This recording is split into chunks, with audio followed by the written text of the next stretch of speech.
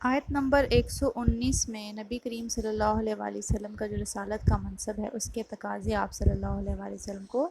بتائے جا رہے ہیں۔ اس آیت میں آپ صلی اللہ علیہ وآلہ وسلم کی جو ذمہ داری ہے وہ متعین کی جا رہی ہے، اور یہ کہا جا رہا ہے کہ اللہ تعالیٰ نے دین حق کے ساتھ آپ کو مبعوث کیا ہے، اور آپ صلی اللہ علیہ وآلہ وسلم کا کام ہے کہ نیک لوگوں کو ان کے اعمال صالحہ کے عوض اچھے انجام کی خوشخبری دیں، اور بروں کو ان کے اعمال بد کے بدلے میں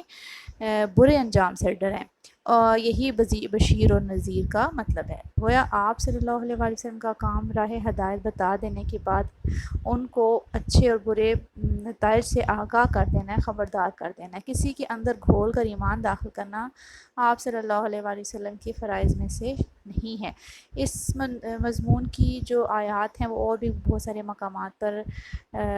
وارد ہوئی ہیں، جیسے سورہ ابراہیم کی آیت نمبر 40 میں، سورہ غاشیہ کی آیت نمبر 21 اور 22 میں بھی یہ اس کا تذکرہ موجود ہے۔ آیت نمبر 120 میں آپ صلی اللہ علیہ وآلہ وسلم کی یہود مخالفت کی اصل وجہ بتائی جا رہی ہے۔ تفہیم القرآن کی جلد اول میں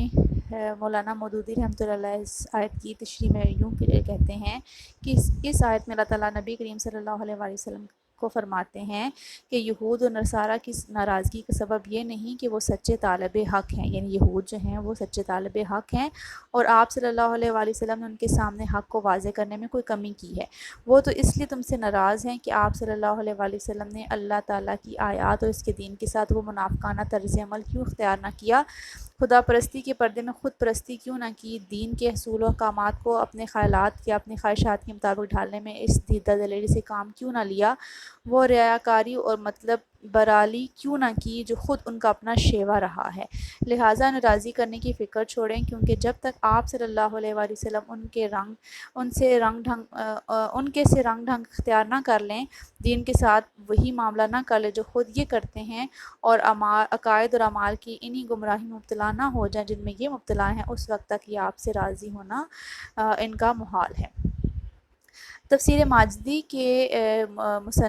مؤلف جو ہیں ان آیات میں استدلال قرآنی کی منطقی شکل کو یوں بیان کرتے ہیں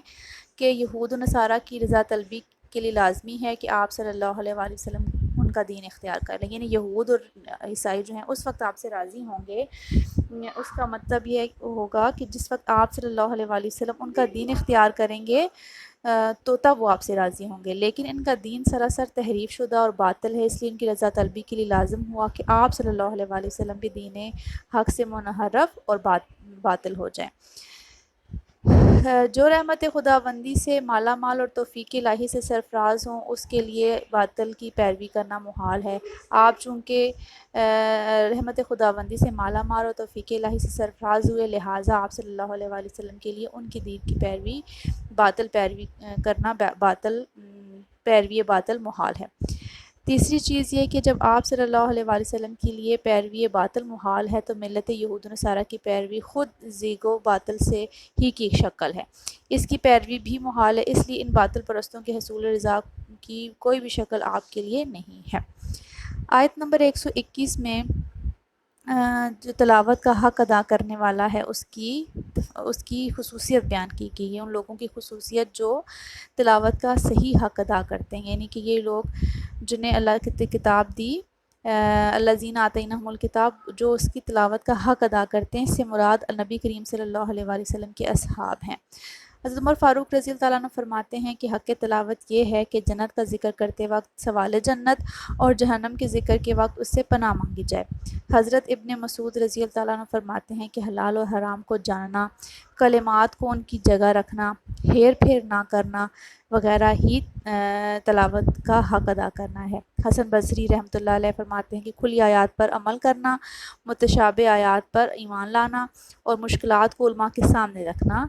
حق تلاوت کے ساتھ پڑھنا ہے۔ ابن عباس رضی اللہ تعالیٰ عنہ کے نزدیک ایک حق اتباع بجا لانا بھی مراد ہے۔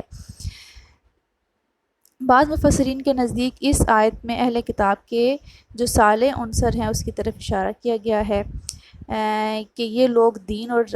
پرستی کے ساتھ اس کتاب کو پڑھتے ہیں، اس لیے جو کتاب اللہ تعالیٰ کی روح سے حق ہے اسے حق مان لیتے ہیں۔ گویا یہاں یہ بتایا جا رہا ہے کہ اگر اہل کتاب ضد، نفسانیت اور ہر دھرمی ترک کر کے خلوص نیت سے کام لیں اور اپنی کتابوں کو نیک نیتی سے پڑھیں تو وہ قرآن حکیم اور رسول اللہ صلی اللہ علیہ وآلہ وسلم کی من جانب اللہ ہونے کے قائل ہو جائیں گے اور ایمان کی دولت سے مالا مال ہو جائیں گے۔ اس کے برعکس جو لوگ اپنی الہامی کتابوں میں تحریف کرتے ہیں اور اس پر نیک نیتی سے غور نہیں کرتے تو وہ تعصب، نفس پرستی